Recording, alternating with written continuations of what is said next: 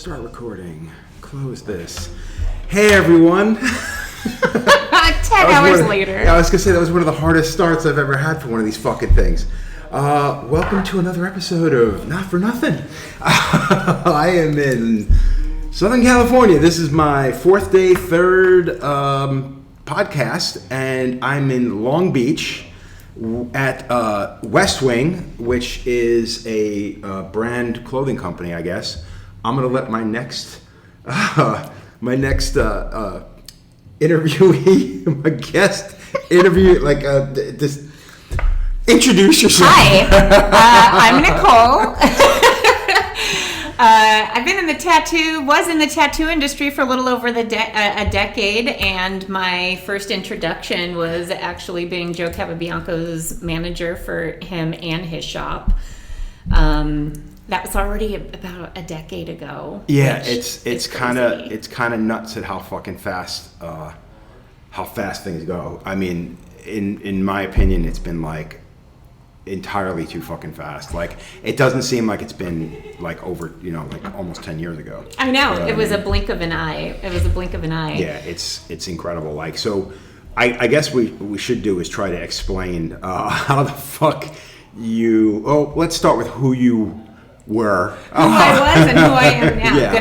Good idea. Like, where'd you get your start? Yeah, so I was... Oh, wait, what I should do first, I'm sorry that this is going to be the most... This whole trip has been guerrilla camera work, pod work. Like, it sucks, and I apologize up front. What I should say is, you are technically the first guest that has been on here that is not a tattooer. Like, you are not a tattooer. You've been involved in the industry for quite a bit, and you're not anymore, sort of. But I don't see how it's not going to pull you back in.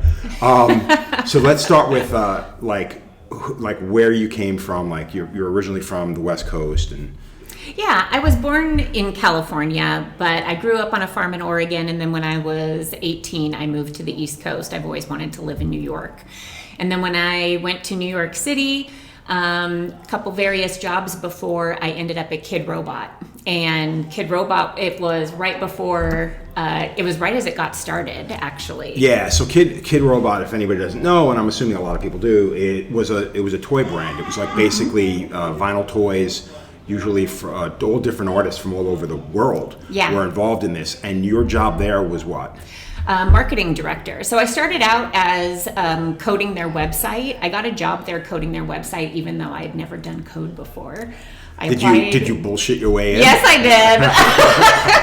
did. It's like 20 years ago now, so I don't think I'm going to have any residual. But, I did learn code, and I ended up doing the job pretty good. But as the company grew, we started out as 4 people. And so then as the company grew, my position kind of followed into artist manager. So I was managing all of the artists and conventions and things like that. So I was working with graffiti artists, tattoo artists, fine art, lowbrow, sculptors, illustrators. So, and this was strictly like for toys. This was strictly vinyl toys. Kid Robot didn't do any kind of like plush shit or like none of that gaming stuff like that. We always, at the beginning, it was adult toys, not that kind. Yeah, exactly. Was that the actual thing? That's what we would say to people in like our branding and stuff like that, because it was like limited edition collectible toys. These were like, they could range from $150 to $700, depending on the artist, the sculpt, and all of that. So through that, we did a bunch of different releases, and then eventually Kid Robot gave me my own line. That was the Baroness. Yeah. And so the first one in that line was a dunny set called the Tattoo Dunny Set. And that's where I got to, because I was unfamiliar with Kid Robot, because I'm not a toy collector. I never have been a toy collector. While it's really interesting, it was just something an avenue I'd never gone down. So that was my introduction. And so now Civ, the guy I used to work for, he's the one that did the design for the box, right? Yeah. So I wrote down all of my, tattoo artist wish list. because I had to narrow it down. I think it ended up being 12 artists, if I'm not mistaken. I think it was, yeah. So, you know, I reached out to you, Grimy, Hannah Atchinson at the time. I know Grez, was it Grez was part of it? Was in it, there was a good chunk of West Coast guys, a good chunk of East Coast guys. I know Eric got into it because basically I had the sheet for, you know, how to make up the dunny, the sketch sheet or whatever. And I'm like, yeah, if you guys want to fucking fill it out, I'll just send it into her and she'll decide, you know what I mean? Yeah, so everybody hand drew their dunnies. Nobody did it digitally. Everybody kind of did it on... well, this was also a time where... This was early digital, 2010, 2009, 2010. Yeah, I think it was 2009. And not a lot of people did stuff. Wait, no, I'm sorry. This was like 2000. Oh, no, this was... this is... oh, God, yeah. Because we were still at the old shop. So this would have been 2003. Yeah. Oh, shit, sorry. My fucking brain is shot. So 2003, and digital thing for tattooers wasn't a thing. Yeah.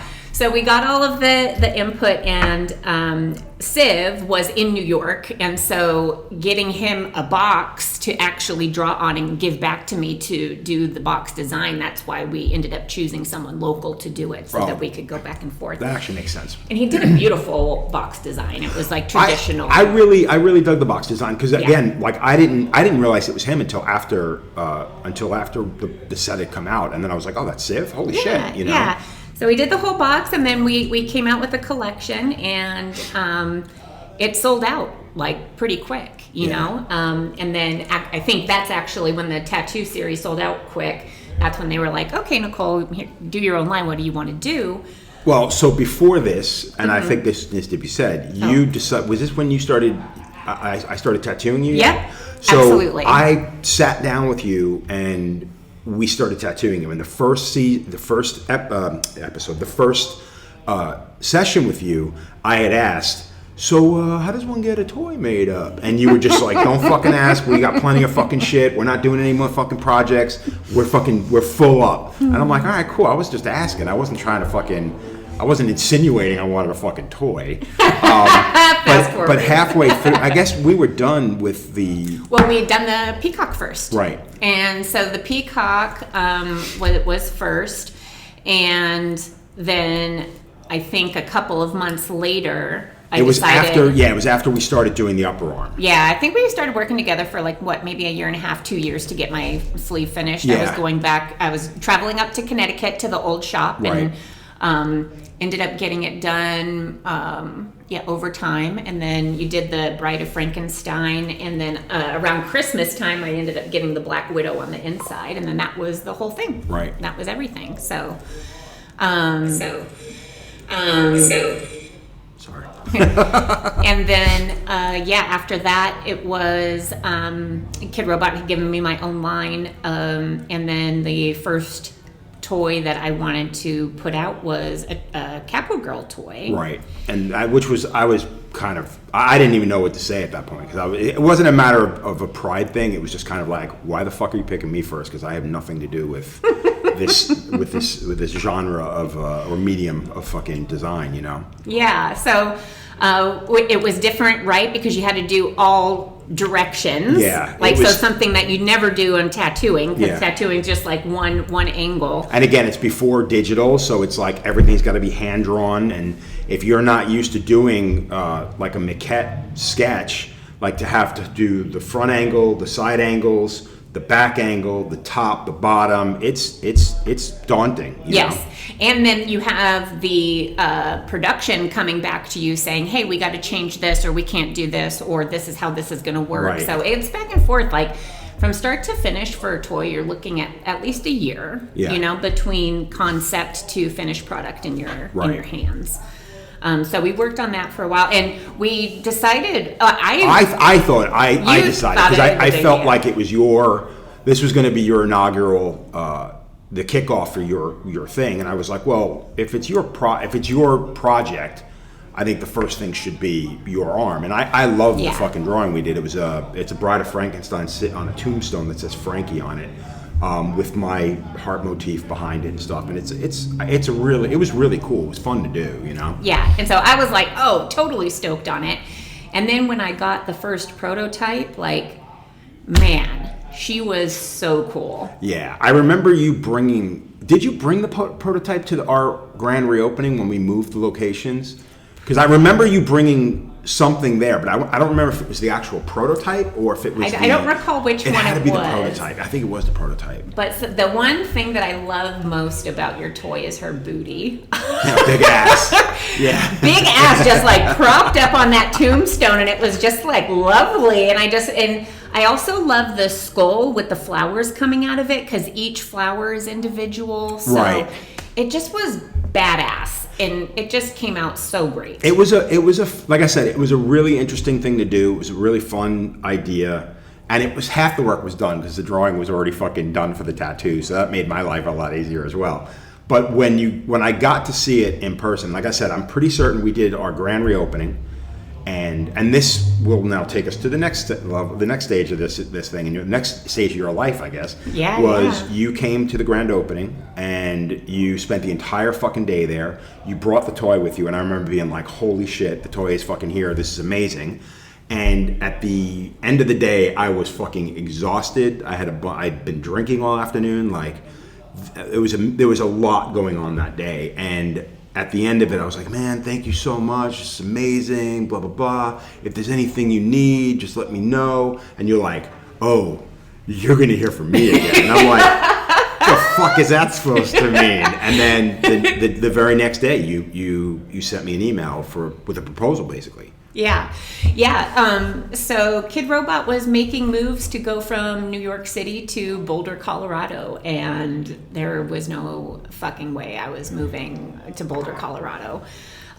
Plus the hierarchy of everything in the corporate world kind of changed, and things were just, it wasn't the same. And as you can see now, Kid Robot has changed to a strictly licensee fucking plush bullshit mass market thing. Right. So it totally went away from its roots of underground artists and unique toys and collectibles and stuff to mass market. So right. I believe everything kind of went down that week, but when I went to your grand opening at Hope, I was blown away, and to this day I still think it is the best tattoo shop. And I think that Hope is one of my favorite tattoo shops in the world. So we were downtown for a long time, and I really dug the downtown location. I thought downtown was it was what a lot of studios are now: second floor, hardwood floors. We had set up separate booths, which I wasn't keen on, but the guys wanted. But high ceilings, tin ceilings, all of that. The bay window overlooking the bus stop. Yeah, oh God, it was the worst fucking... Yeah, we had literally, it was an 1,800 square foot space, and the whole front was glass windows, but just below us, across the street, was like a fucking bus stop. They moved Yale, because we're in downtown New Haven. Yale decided they're going to move all the bus stops from outside of, throughout the city, and they're going to put them directly in front of our fucking shop. So you're just sitting there getting tattooed, watching hella shit go down. Oh yeah, I mean every single day, some fucking homeless dude would fall off the fucking curb into fucking traffic, and then for whatever fucking reason, they got to bring a whole fucking fire engine to the fucking thing, block off the fucking road. It was a shit show. There was a shooting in front of the shop one time. I had clients up from fucking Virginia. The wife is sitting there at the window, and my booth was out looking outside. And you hear, pop, pop, pop, pop. And I'm like, what the fuck was that? And the guy's like, oh, those are gunshots. And I'm like, no, we get up, we run to the window. And the guy's like, yeah, those are gunshots. That guy's picking up the casings. I'm like, oh my fucking God. So when our lease was up in 6 years, I'm like, we're fucking out. Like, we're not staying here, And we found a freestanding building, 2,000 square feet. We did a bunch of work to it. And, Yeah, it was great just walking into Hope and seeing it's just like, bam, tattoo, like tattoo extravaganza. Yeah. From like floor to ceiling, front to back. What I liked most about it was it was an old warehouse space. So it had like, It had a fucking like 15-foot, no, or like almost like a 20-foot roll-up fucking garage door. Yep. And the front of the building was like beige with like cracks in it and shit. It looked like dog shit. And this banged up metal door, and you opened the door and you stepped into the shop. You know? Yeah. And that was really, to me, that was the whole thing. And I remember the landlord being like, well, I want to redo the facade. And I'm like, to be honest, I don't really give a shit. Like, I like the fact that when people walk up here, they're just like, what the absolute fuck? And then they walk into that. I think that was it was like a presentation almost. You know? Totally. I know that you have always liked the idea of a speakeasy, and I kind of felt like it was a speakeasy. I would have loved, it's funny because I just talked to Obi about this yesterday. And the idea the basic idea and layout of the shop was very much geared around what I had seen Obi do in Texas and California, where it was like, it had a bit of a speakeasy vibe. It wasn't a typical tattoo shop, but you can do anything. I can hang flash, I can hang artwork, I can put sculptures on the wall. There was anything that can be done with the space, and it was kind of his thing. And it was also a little bit of Europe, you know, like the idea of a coffee maker and a bar, like a full bar, and really it was about just making this space anything we can do.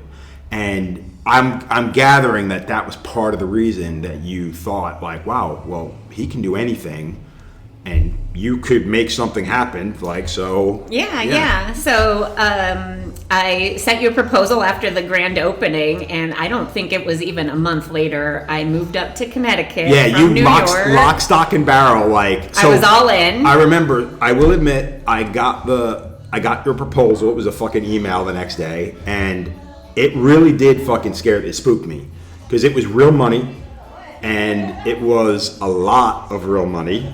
But in all honesty, the way I looked at it was, things have to get done, and unlike other tattooers, and I'm sure we're going to touch on this, and this is probably going to burn a lot of bridges for both of us, but unlike a lot of other tattooers, I don't expect things for nothing. Like, I don't expect things to be done for free. I don't expect hookups. I have always had to pay for anything. Books, posters, prints, whatever. Has been money out of pocket. Project gets completed, I make my money. Mm-hmm. And I think with you, that your proposal was, I can do all of this for you. Yeah. And this is what it's going to cost. It was like, your job is to tattoo. That's where you make your most money. That is where your time is best utilized.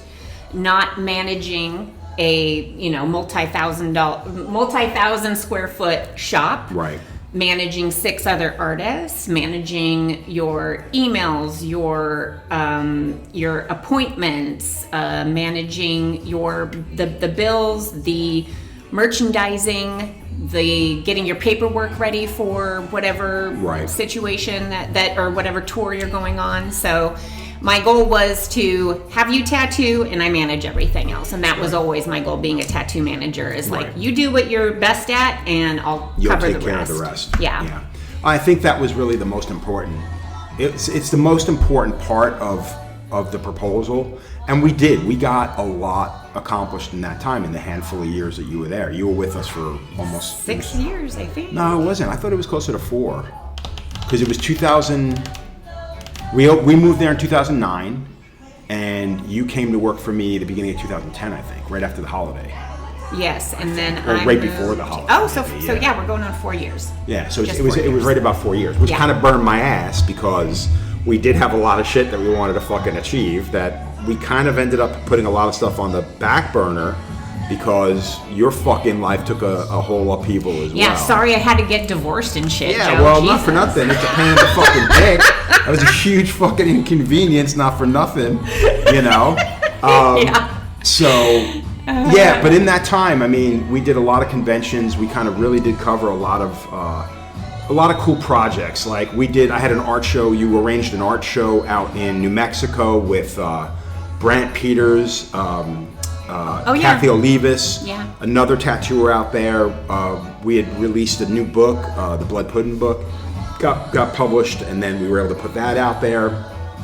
So we did quite a bit of really cool shit. I think the first event that we did was Health City, the launch of the toy. Right. So we did the limited edition, and we had the girl dressed up as the bride walking around.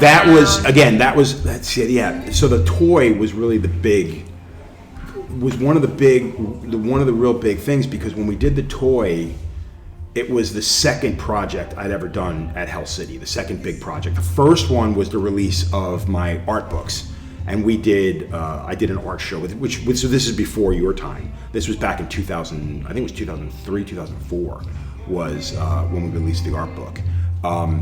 And I think that was probably one of the coolest things I think I had done up until the release of the fucking toy. Because with the toy, we took a bunch of those toys down. Like I paid out all that money to get those toys wholesale, and then I think it was 75 toys. It was like a two. Do you remember what the release was? I want to say that. Well, we did two, right? The limited edition one, which was only 25 pieces. The glow in the dark. Oh, there was only 25 of those. Oh, okay. Yeah, I think you got 25, and then Kid Robot got 25. That might have been it. Yeah, that might have been it. And what I liked about that was it was like the old Revell models, which were like this weird, milky glow in the dark. That was like the limited release, and it was cool looking. It was way cool. Yeah, and those sold out right away. Those were gone like that. Yeah. Yeah. And that was just fun. That was fun to watch the excitement, because I also think it was the first time that any tattoo artist had released a sculpture like that, like a toy. Yeah, I don't. To be honest, I'm sure. Yeah, short of like actual sculptures of like the Norman Rockwell, you know what I mean, like the Norman Rockwell tattooer and stuff like that. I don't recall that being done by anybody on a large scale with a company like on vinyl, like it would cost you so much money to do it on vinyl. Wouldn't even be worth it. So many people back then. Now keep in mind that was back in 2000, 2010. You know what I mean? Yeah. And again, I think 2003, 4, 5, around that. Oh God, 2005. Yeah. Fuck, I don't know anymore. I know. Nothing makes any sense. But the idea too. What I really dug about that was when you got the girl. I can't remember her name. Something Boba. She's a gal from Ohio, Suicide Girl at the time, you know. But she actually dressed up as the bride, walked around, handed out invitations. But I remember the line of people to pick them up. There was like, I think we sold almost everything. I think we sold 75 of those fucking things that weekend. Yeah. And I mean, they weren't cheap. They were expensive as fuck, you know. So. Yeah. You know. So that was a great kickoff. Then, of course, I think about your art show in New Mexico at Brant Peters and Kathy. And that was the release. That was the release of the Blood Pudding book. We did a release for that there. Blood Pudding book. That's when we started also doing mini prints, which Well, the mini prints actually, I think Brant and Kathy are the ones that inspired that. Yeah. Because the thing that was nice about that was while a lot of tattooers are doing 11 by 14 prints. A lot of them are digital prints. They're made to order a lot of times. They're made to order a handful. I think we ended up doing, I don't even remember how many we did, but they were the really nice cardstock, rounded edges. And again, not to say that people aren't, I mean, now everybody's doing it. And I don't want to say I was the first one, but I was definitely one of the first. To be, we did start trends, and that's what I think is important about what we've done in the tattoo industry is because someone had to be first, and unless someone fucking thinks that they did it before, I didn't see it. Yeah, well, that was and you're right. I mean, that was a thing. We did do a lot. I just don't like taking credit like that, because there's always going to be some fucking guy out there who's going to be like, you don't fucking, what the fuck, dude? I fucking did that. Somebody already we did a podcast in New York with a friend, and someone made a comment about online presence and the idea that they sell their flash tattoo on people online, and this guy's, I was the first one, and everybody's writing in being like, dude, what are you out of your fucking mind?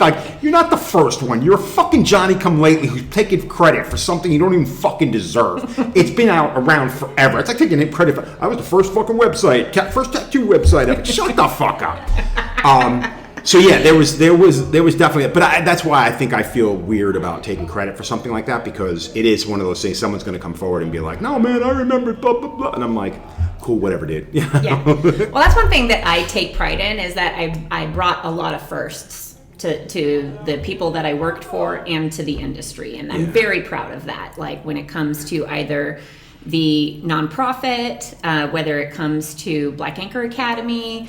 All of that stuff was, the first one to do it. Well, what were some of the things that you did with us before you moved on? Bringing tattooing to Art Basel. Oh, fuck. Quick and painful. Yeah. See, that's what I'm saying. That's why I should have written all this stuff down. I figured once we started rolling, it's going to fucking move. No problem. We were the first people to tattoo live at Art Basel. Yeah, so that was a great idea. It was you had this idea of like kind of an art show / tattooing walk-in event. Well, it was merging painters and illustrators with tattoo artists. So what we did is we had artists like Ron English, Brent Peters, Kathy Olivas. The tattoos you had. We had them do flash sheets. Yeah, you had Alex Pardee. Yeah, Alex Pardee. So we had like a really great. I mean, God, Joe Ledbetter. We must have had like 60 sheets. Yeah, it was something.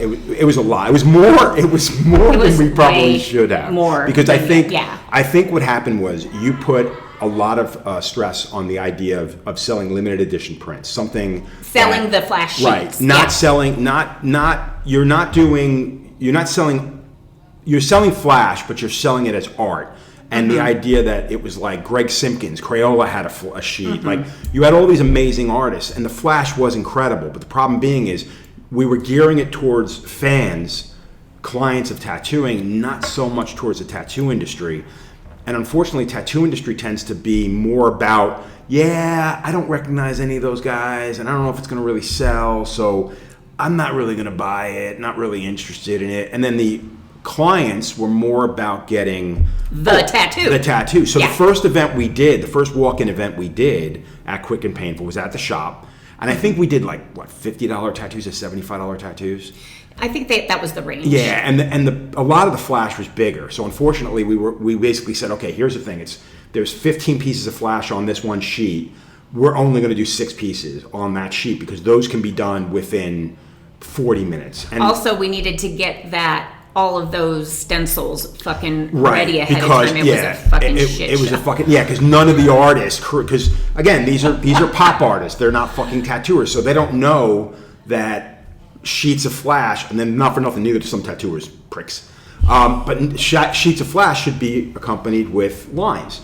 And that was a pain in the dick. So I'm making fucking line drawings of all this shit. It was a fucking nightmare. Yeah, especially like some artists had no idea. Like some artists put things on their flash sheet, and I'm like, that's fucking not tattooable. Yeah, bro. It's not tattooable at all. Tattooable at all. But it was trying to merge the art world and the tattoo world, because one thing that I've always wanted to do is to elevate tattooing into the same conversation as art. Right. And it wasn't happening in the early 2000s. Not like that. I think you had guys that were trying to make the move. Like you had Guy Aitchison, you had fucking Ed Hardy. You had a lot of artists that were trying to take that to the next step. But the thing is that you were kind of forcing traditional tattoos on people. Guy, not so much. Guy was literally just doing what Guy does. You know what I mean? And at that time, I think you had more artists coming down the pipe. I think what you did was you took a lot of these pop artists, which was a great idea, and said, okay, well, let's mix that with tattooing. And at that first event at our shop, like, I think Phil almost had a fucking nervous breakdown because all the people that came through the fucking door to get these fucking tattoos. People were in the shop waiting all day. Yeah, it was an event. And then from there, and this is what I like most about it, is the fact that we took it on the fucking road. So so we took it, the first place we did it after Hope Gallery we did Los Angeles, then we did Chicago, and then the big thing was Art Basel. And Art Basel, to me, I hadn't been to Miami since 98 when they did the tattoo tour, back there, so for me, this was my first trip back to Miami. Actually, that's not true. I did fucking Miami Inc. But during Art Basel, it's a whole during Art Basel experience. Is fucking insane. Yeah. So how did you explain LA, because LA was a pop-up. LA was a pop-up in a graffiti shop. So it was downtown LA, or it was Culver City-ish. I can't remember which, but it was basically a graffiti shop. They sold cans and all different types of things. We did a pop-up there. A couple people, people showed up. I think, a lot of the artists showed up because a lot of the artists were from there. Yeah. I know Greg came down. Didn't Greg tattoo somebody? He did a little banger on somebody? No, that was when we went to Atlanta. Okay, yeah, but I thought somebody else tattooed it. But wasn't Dan Smith was one of the guest artists that we had there, right? Yeah, so Dan came out, and that was the first or second time I'd met Dan, I think. That was another thing that was really cool. When we went to each city, we collaborated with tattoo shops and tattoo artists in that city too. Right, exactly. So we brought you and maybe one or two other artists, but our main goal was to collaborate with the local artists. When we went to Chicago, we actually did it with Patrick Cornola's shop, Speakeasy, and that was done at a toy store. Yeah, a big toy store, massive toy store. Yeah, why am I forgetting? Oh my gosh. Roto Fuji. That was the name. Oh, that was the name of the shop. Yeah. Big, beautiful shop. I'd been working with them for years because of Kid Robot, and they had known of Patrick and his team that were close by. So, we got to do the event there, and then we did a workshop. Remember at the tattoo shop the next day. I totally spaced that. Yeah, holy crap. Yeah. And so we got to see their space. One of my favorite things also. Their space reminded me very much of the old. It totally did. Big windows, hardwood floors, like an old industrial space. It was super sweet. And everybody was so nice and accommodating, and everyone had a good time. Right. That was amazing. Well, like I said, I mean, you left a mark in my head in that sense, because the quick and painful thing I'm going to bring back but we're going to gear it more towards tattoos. Originally, I wanted to do the pop art thing, and I think it's a great idea. But A, I don't have the connections that you had. B, I don't know if people can grasp it. I think that it was, at the time, I think it was definitely ahead of its time. And I think for the tattoo culture of today, again, I think it's just too limited of a window. And I have more ins with tattooers, obviously, than I do with fucking the pop art world. You know what I mean? So we're definitely going to bring it again, and we're going to bring it on the fucking road again, just like you had done it that first time, because I think it was a great fucking idea, and it'd be silly to pass on it. You know what I mean? But talk about Art Basel. Like, is Art Basel, like, was that with Kid Robot contacts, or?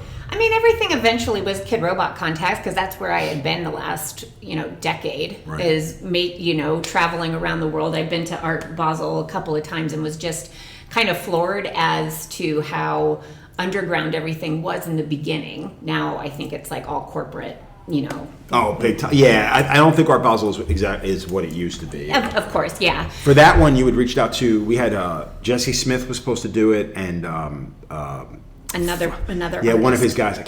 Why can't I remember his name? Jason. It was Jason something. But they were supposed to do it, and then fucking Jesse he bailed last fucking minute. Mango poisoning. Mango poisoning, exactly. And then Jason came in and he helped out, and I think that was Christian, Jason, and I did that one. So okay. I'm pretty certain that's who was there, because it was two of us. So there was an art gallery that was displaying most of the pop artists that were on the Flash, right? And so they had offered to host us, right? And so we did one. Yeah, we did one a night. That's why it was called Quick and Painful. One night, everyone's getting tatted and then we're done. Exactly, yeah.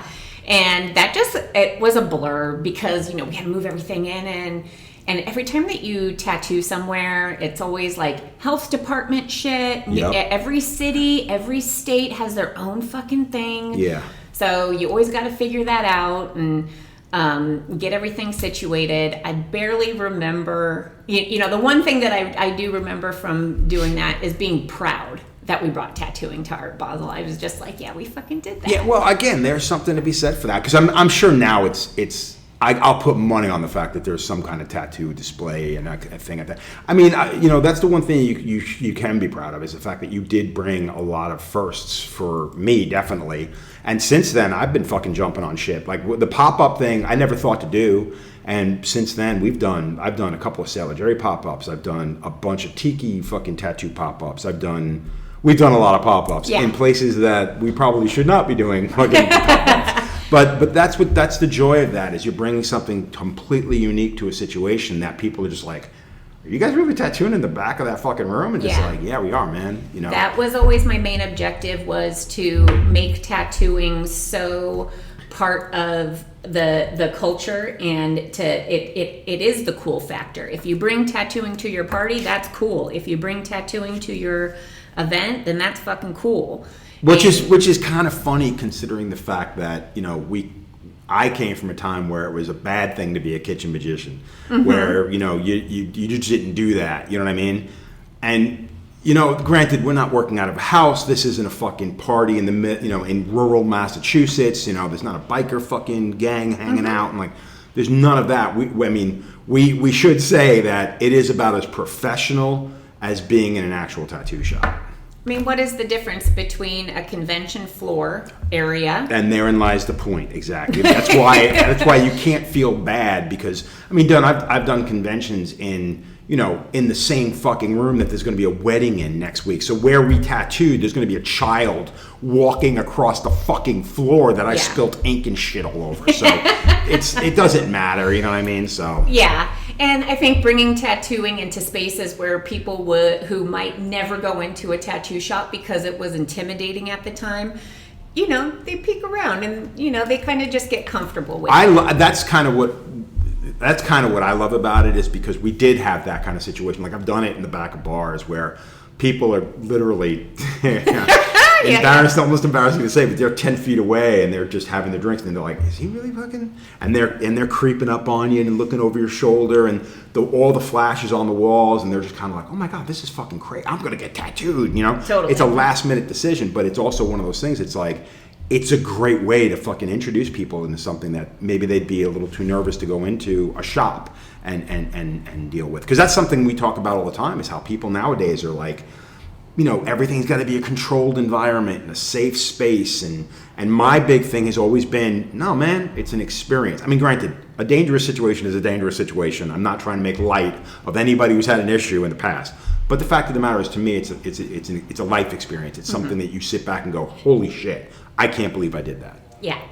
Also, one thing I think to touch on is that when we started working together around 2001, 2002, right, and till the end, that transition, it was crazy. We're talking sending your photos into magazines to get promoted still. This is before Instagram. This is before iPad technology. This is before YouTube.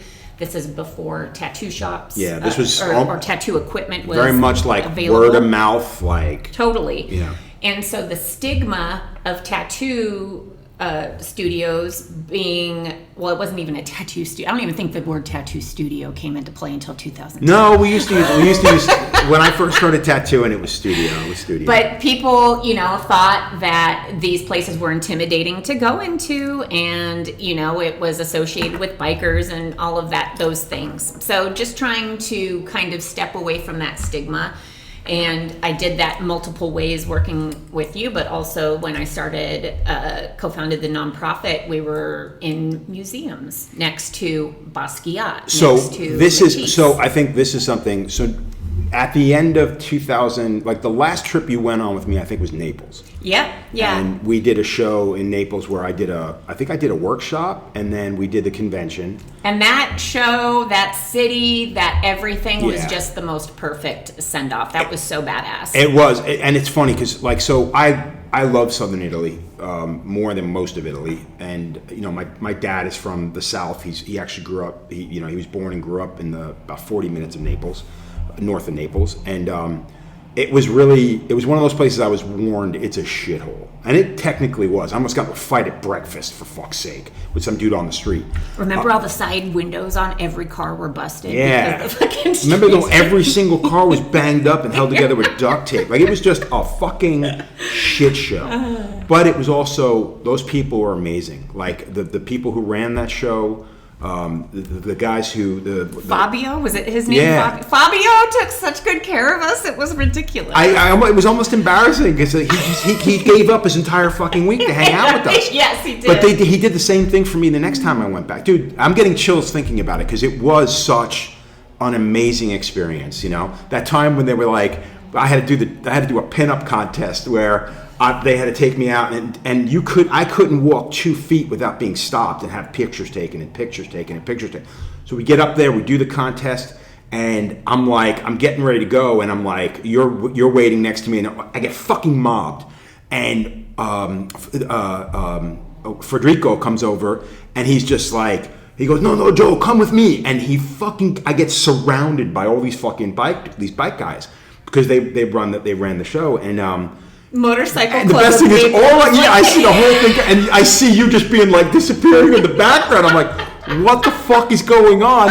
And then they rush me over to the fucking venue. We get to the fucking venue, and the second we get there, he goes, Joe, photo? And he just fucking puts his arm out, and all the guys fucking, they all line up around me. We take a fucking photo. I just start laughing my ass off. And then you're like, what the fuck was that? I'm like, apparently I just did a private photo set.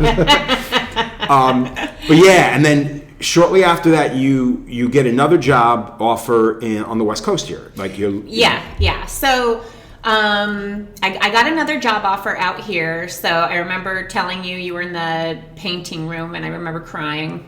I remember coming in and crying and telling you that I was leaving. I was like, I need to save my marriage or do something because it's not working and I'm just miserable. So I moved out here, I want to say 2000, I think it was 2013, 2014, somewhere around there. And the day that I moved out here, the company that I came out to work for got caught in some shady shit and closed down. I remember you telling me, so I'm at a wedding. Mind you, I just left. I just got on the fucking plane and got to California, and as I'm on the runway getting to my gate, a person who I was going to be working with at the company called me and was like, you better start looking for another job because they're going to lay us all off on Monday. And it was fucking Saturday or something.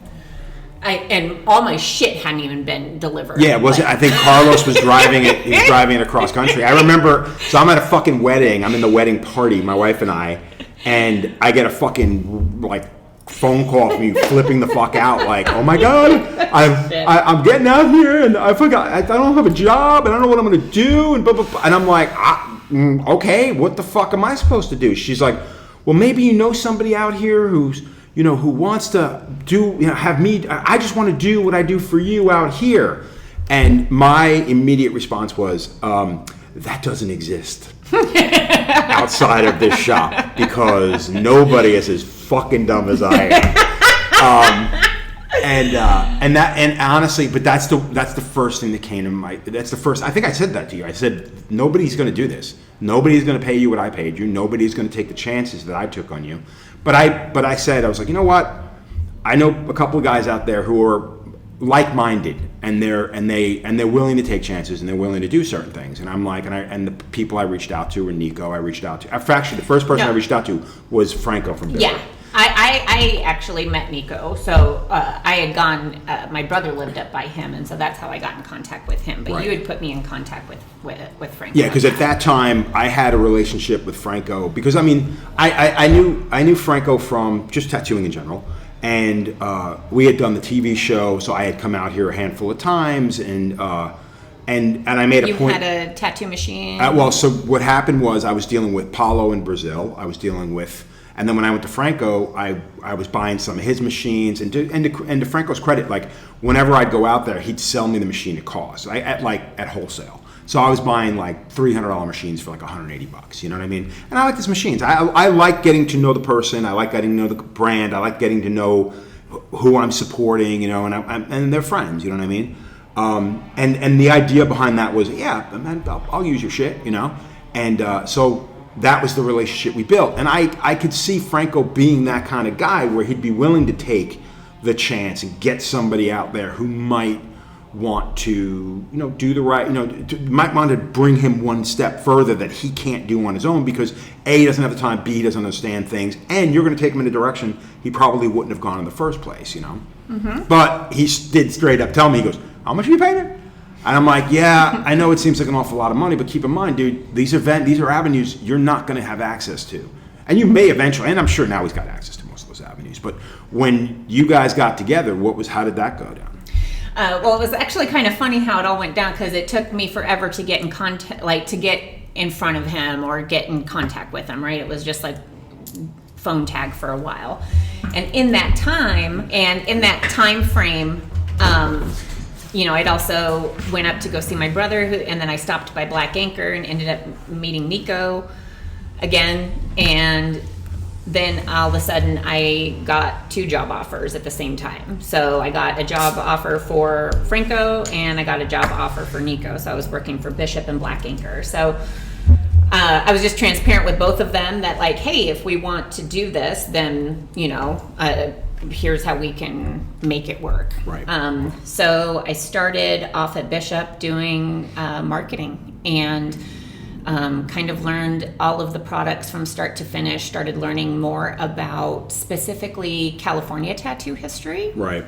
Because it is a whole other fucking animal out Oh, there. it truly is. Like, that was one of the things that kind of burned my ass a little bit, because when they got the film made for the black and gray, whatnot, it was like, it was all West Coast. And it was kind of like, there is a whole other world around this. California is its own world. That is Yeah. one thing I really started to notice, because one thing that I will always give you credit for is like teaching me like tattooing as a whole. Like, you were such a great mentor of like pointing me in the right direction of who was who and this. And then when you got to California, it was like, oh, nobody outside California matters. Oh, most certainly, yeah. Well, and what's funny, the other day when I had the conversation with the guys at 6 Feet Under, one of the things we said was, yeah, dude, like fucking we would, from the West Coast, or from the East Coast back in the early 90s, we would always look to see what was going on in California, because, you had Jack Rudy, you had all the 222 guys. When fucking Eddie opened up 222 in San Francisco, that was fucking huge. Everything Ed had done before,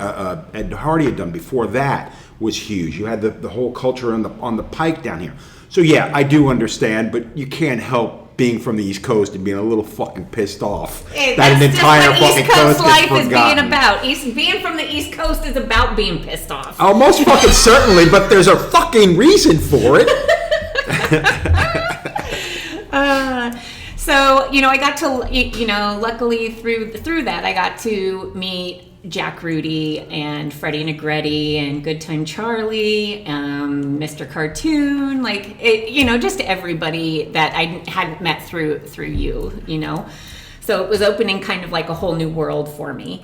And so with Bishop, I was running all of the conventions, and then I was also put in charge of developing the pro team. And this was like the first like pro team that was deliberately looking to get artists from every. Well, I think it's safe to say, though, or it would be fair to say that there was a lot of, like, you had Hustle Butter, you do have a lot of other brands that were doing the pro team thing, and not for nothing, I think it's the fucking lamest shit in the fucking world, whatever. I think that now I think that the word family and pro team and all of that shit is fucking lame as fuck. I think that you should be a supporter, and if you are on a pro team and you're not fucking getting paid money to support that fucking brand, you're getting free shit from China. That's all you're getting. You're getting free shit from China, and you're selling your fucking name and your talent to a fucking company in exchange for foam grips. And you should probably fucking rethink that. So it's, I was wondering how many bridges you wanted to burn today. Yeah, I mean, in all honesty, it is something, and that mentality for me personally dates all the way back to like 95. Because I remember the first time I purchased a bunch of pigment from a guy named Danny Fowler, who used to own was it New World, I think it was called, Tattoo Supply, and he made machines and everything else. And he used to make this pigment that I had purchased, and I liked the pigment. It was different, I was getting away from using powders that the guy I worked for had mixed, and I started using this pigment. I'd been using it for about a year. And out of nowhere, on his next catalog, he published on the back page his buyers list. Anybody who'd ever purchased anything from him. And the first thing that popped into my fucking mind was, oh no, you don't get to use my fucking name. Yeah. And this is, we're talking 95. That happened, and I was pissed. And everybody's like, why are you mad? And then years later, I found out it wasn't very good stuff.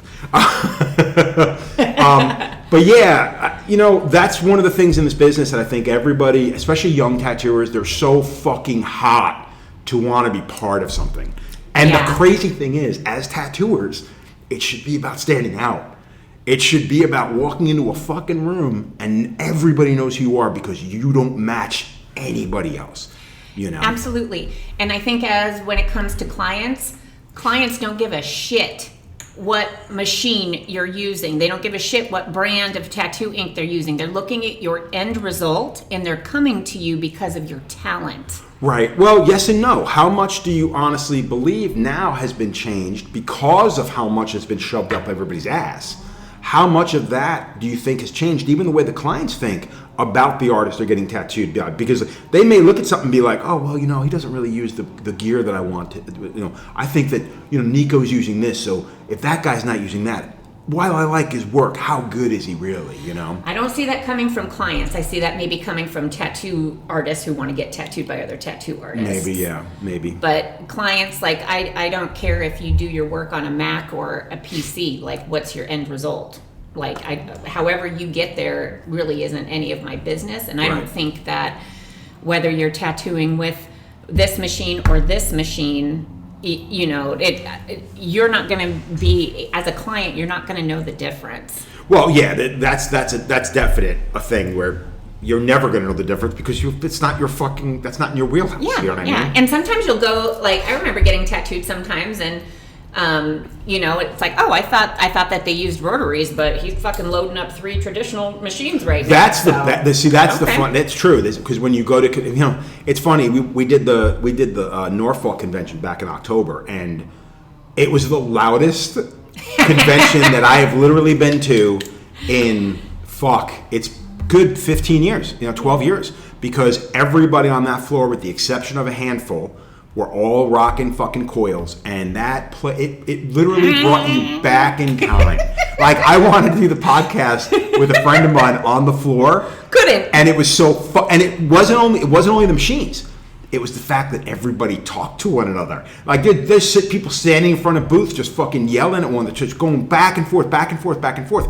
Again, regular conventions, because I was at the Richmond convention the year before, and dude, you walked around where a bunch of the Ink Master guys were, and it was dead fucking silent upstairs. Everybody's using, 1 or 2 guys is maybe using a coil, but everybody else is using machines, rotaries, and nobody is talking to each other. Yeah. It was weird. It was definitely weird. Yeah. I started at Bishop kind of right at the beginning of it was the V2, so it was the second iteration of the rotary machine. Right. And then we, did it, like, kind of through there came the wands and all of the other things, but seeing that transition and growth, and that was an interesting development too. So you saw it from the other side. I pulled away from Bishop and a lot of companies, especially from the States. I pulled away because I looked at it from I'm a firm believer, like, I want to support a friend.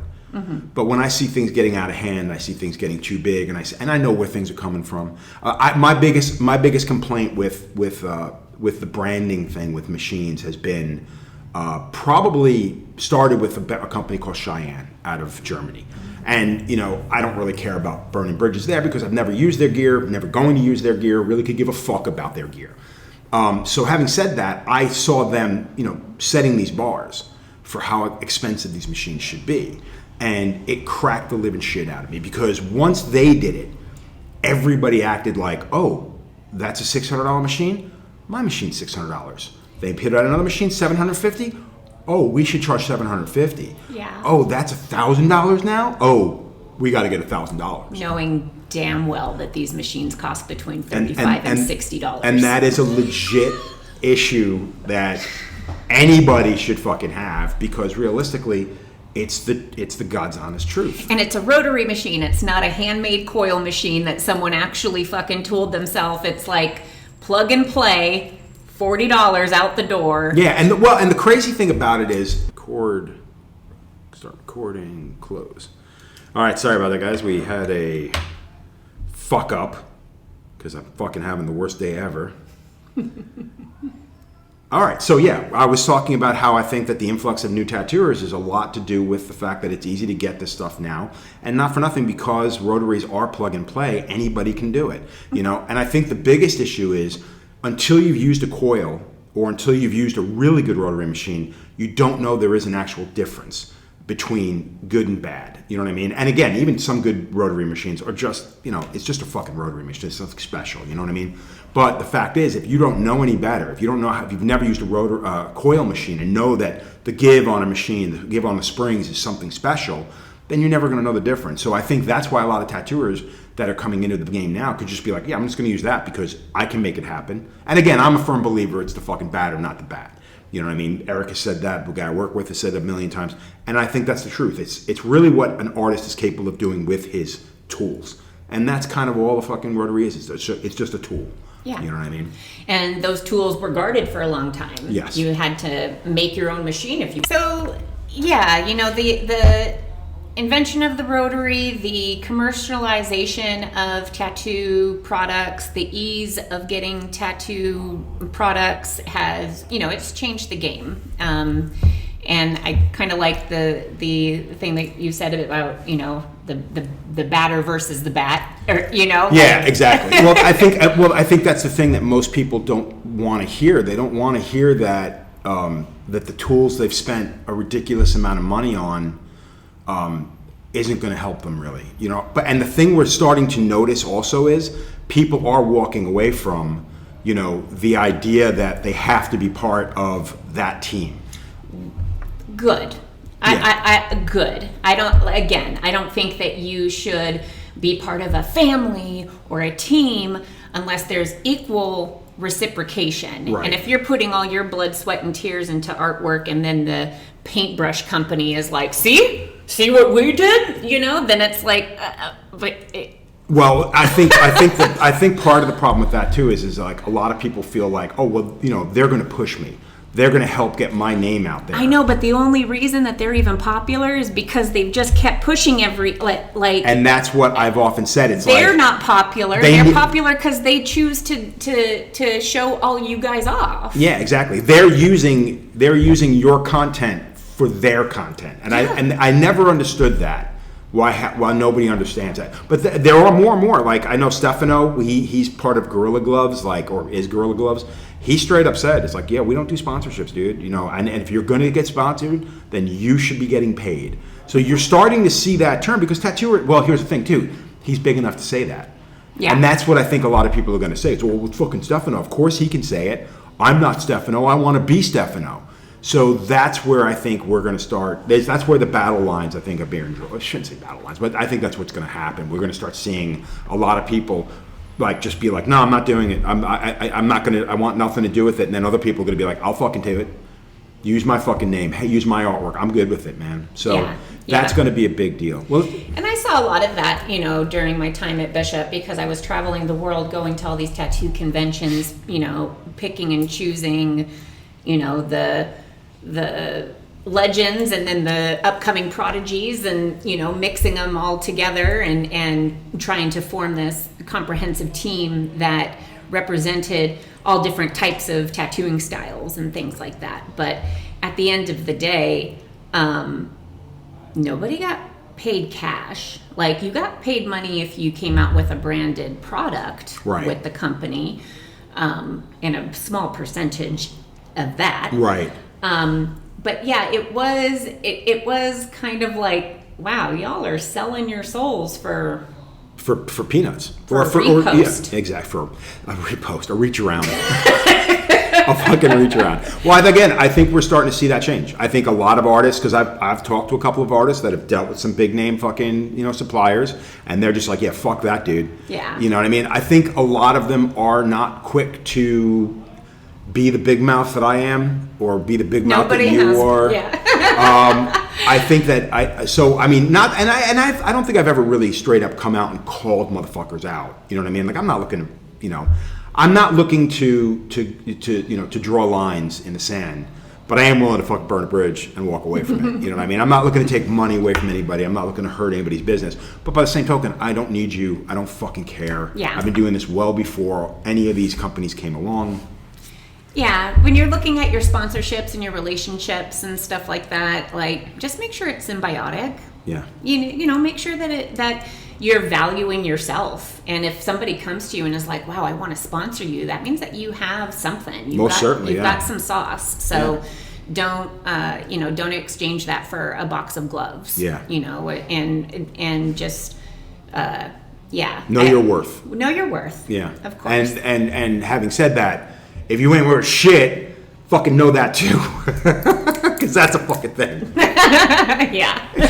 All right, let's get away from the shit talking to the fucking business. The nonprofit. That's kind of one of the. I mean, from the standpoint of like a thing.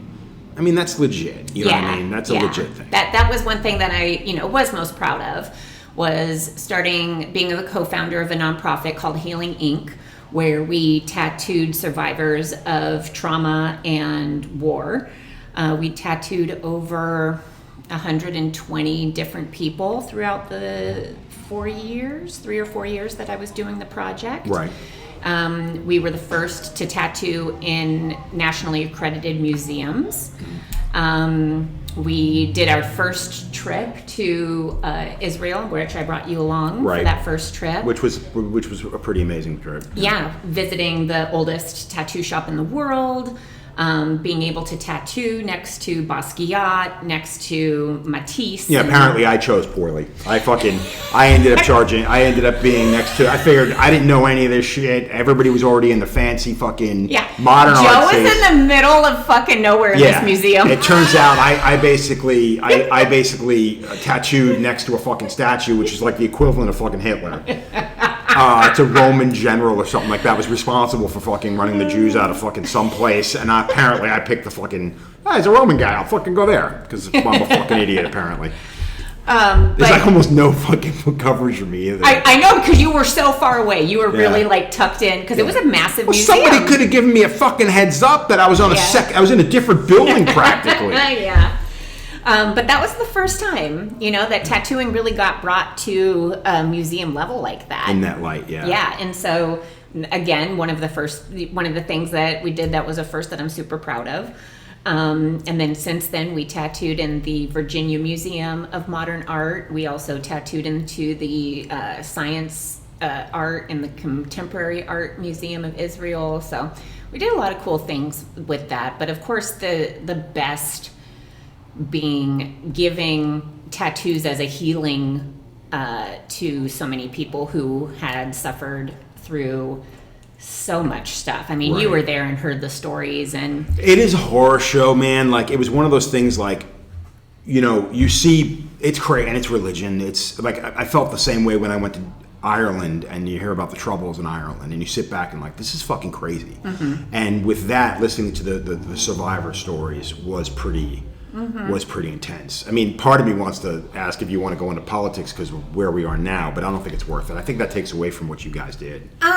Well, I think that I would like to bring up that, we did, when I first started the project, I knew that I was partnering with a group called Artists for Israel. And one of the things that I said before I even joined was that I want to make sure that we tattoo both sides of the conflict and that we equally provide. Did that actually happen? Did you tattoo both sides? I didn't think you did. Oh, yeah. Okay. Palestinian, we definitely did. Otherwise, I wouldn't have continued the project if we did. However, as the years went on, I started to realize that our main donors were becoming, it was evident to me that our main donors were more Zionists.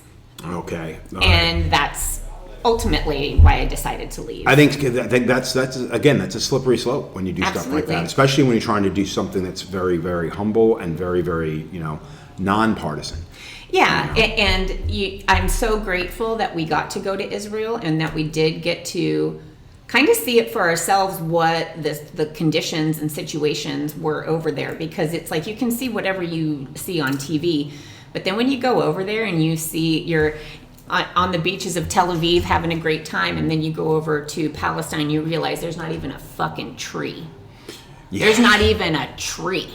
Yeah, I mean it's insanity. It opens your eyes to just like getting a bigger grasp on the whole thing. And again, I don't have an opinion about none of us can. I felt like none of us can do anything because it's so it's been so long ingrained into what is happening. And then unfortunately with the genocide that is occurring right now, I'm just like, it's too big for anyone to like really comprehend. It's just a really shitty situation. So I'm glad that I did what I did while I was in the organization, but I'm also really glad that I left in 2019 once I realized that maybe where it could be going, and the fact that you just didn't agree anymore.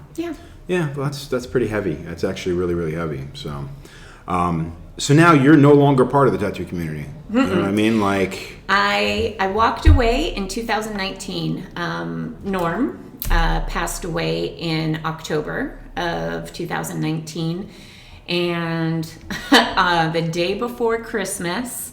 So, you know, the transition when Norm passed, it was, you know, when somebody who's the patriarch of the tattoo shop, and so many people rely on this person, and he was also the glue that brought people from all over the world into this like special space that he created known as Love Letters.